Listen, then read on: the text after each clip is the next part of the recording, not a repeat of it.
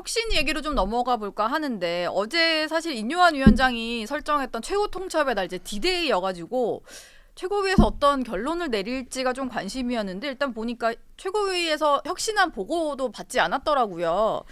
일단 그동안은 뭐 보고는 받았었잖아요. 의결을 안 했을 뿐이지. 근데 갑자기 어제 보고도 안 받고 껌껌이 하지 말고 마지막에 다 넘겨라라고 한 이유가 뭡니까? 근데 이거는 보고 여부와 관련해서는 당과 혁신 사이에 약간의 의사소통 차이가 있었던 것 같고요. 예. 기본적으로 이제 혁신안들을 종합해서 올리면 저희가 심사숙고해서 그리고 대부분 존중해서 곧 구성될 공천관리위원회에 넘기겠다라는 입장은 변함이 없고 네. 이미 활동하고 있는 총선 기획단에서 혁신안 중에 하위 20% 컷오프가 있거든요. 그쵸. 현역 의원. 네. 그걸 그 이상으로 하겠다라고 발표를 했습니다. 음. 그리고 청년들 우대하라는 혁신안에 대해서도 뭐 가점을 대폭 확대하겠다는 등 이미 혁신안을 존중하는 것들이 실제 당원 당규에 맞게 진행이 되고 있어요. 네. 결코 혁신이나 혁신 안건을 지금 패싱하거나 뭐 부정적으로 반응하고 있는 상황은 아닌데 다만 당을 운영하는 데 있어서는 절차라는 게 필요하지 않습니까?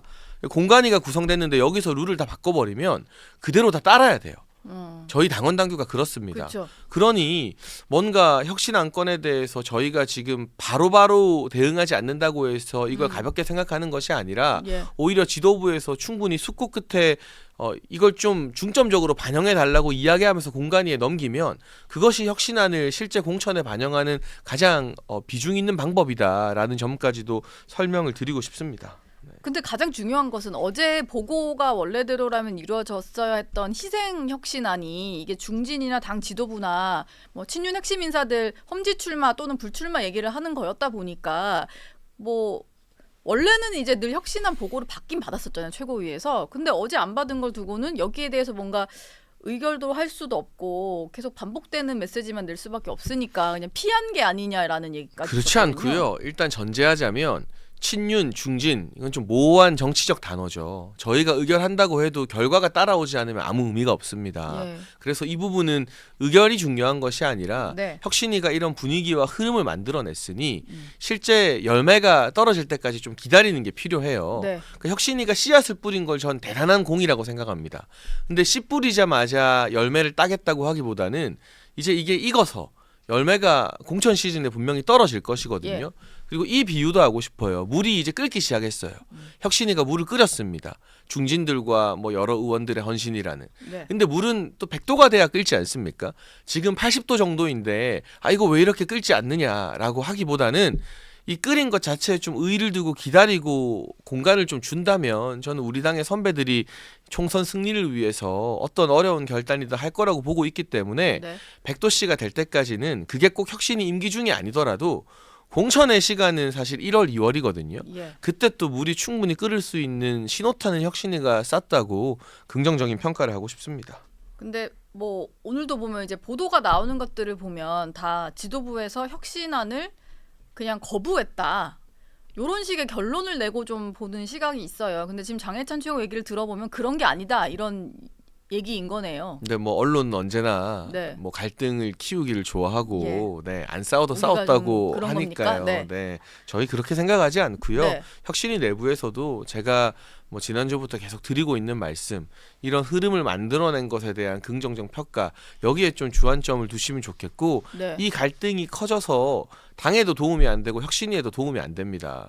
혁신위원들이 어렵게 만든 안건이 예. 실제 내년 4월 총선에 반영되는 게 제일 중요하잖아요. 예. 그게 12월 초에 반영이 안 된다고 해서 판을 다 깨버리면 오히려 1월이나 2월에 반영될 수 있는 기회가 또 날아갈 수 있는 거거든요. 네. 그 관점에서 조금 물이 끓는 것을 지켜보면 좋겠습니다. 제가 혁신위원들이랑 좀 얘기를 하다가 그분들이 조금 우려하는 부분이고 저도 취재를 하다 좀 느낀 부분이라 여쭤보고 싶은데요.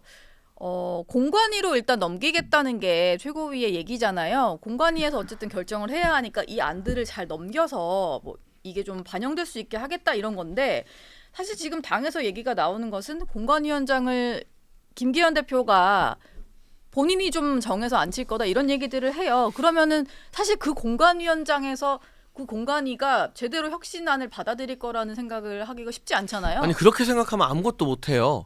그리고 공관위원장과 공관위원을 임명하는 것은 당원들에 의해 선출된 당대표와 최고위원들의 정당한 권리입니다. 예. 근데 혁신위가 여론의 지지를 받으면서 만든 안건을 공관위가 무시할 거라고 미리 전제할 필요는 전혀 없고요. 네. 저희도 젊은 최고위원들이 내부에서 혁신안 힘을 실어서 공관위로 보내자고 목소리를 많이 내고 있는데 오히려 혁신위 차원에서 막 공관위원장 이야기가 먼저 나오고 좀 지나치게 앞서가는 이야기들이 먼저 나오니까 예. 저희가 막 열심히 돕던 사람들의 공간이 좁아지는 역효과가 오히려 나오거든요. 오히려 인요한 위원장이 뭐 그렇게 던져버리는 바람에 그렇게 조급하실 필요가 없다는 말씀을 계속 드리고 싶어요. 정치라는 게 한 번 돌아가기 시작한 흐름을 뒤로 돌릴 수는 없어요. 예. 그럼 이 흐름을 만든 것에 대해서 계속 제가 그 공을 인정하고 있는데 씨를 뿌린 이 봄에 열매를 보려고 하면 안 되죠. 열매는 가을에 추수하는 거죠. 예. 네. 지금 너무 좀 이르다는 뭐 그런 얘기를 해주시는 것 같아요.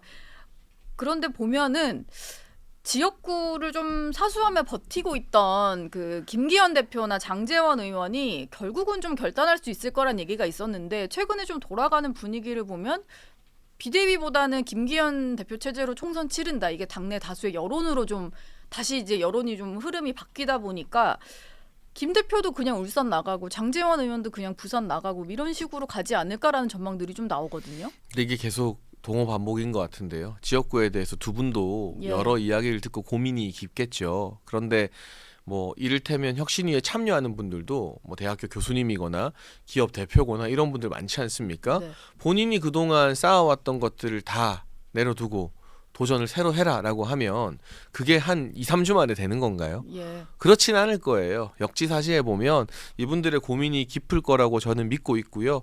단순히 두 분만이 아니라 많은 선배들이 총선 승리를 위해서 국민의힘의 정치인들이 어떤 모습을 보여줘야 되나, 네. 이 당에서 기회를 많이 받고 혜택을 많이 입은 분들부터 그 고민을 혁신이 덕분에 하게 된 것 자체가 의의라고 생각을 하고, 예. 아직 예산안도 안 끝났거든요. 내년도 예산안이 끝나고 국회의 시간이 좀 정리되고 나면 연말 연초부터는 본격적인 공천 경쟁의 시간 아니겠습니까? 그때 들려올 소식들을 좀 기대해 보자라는 마음을 저는 갖고 있습니다.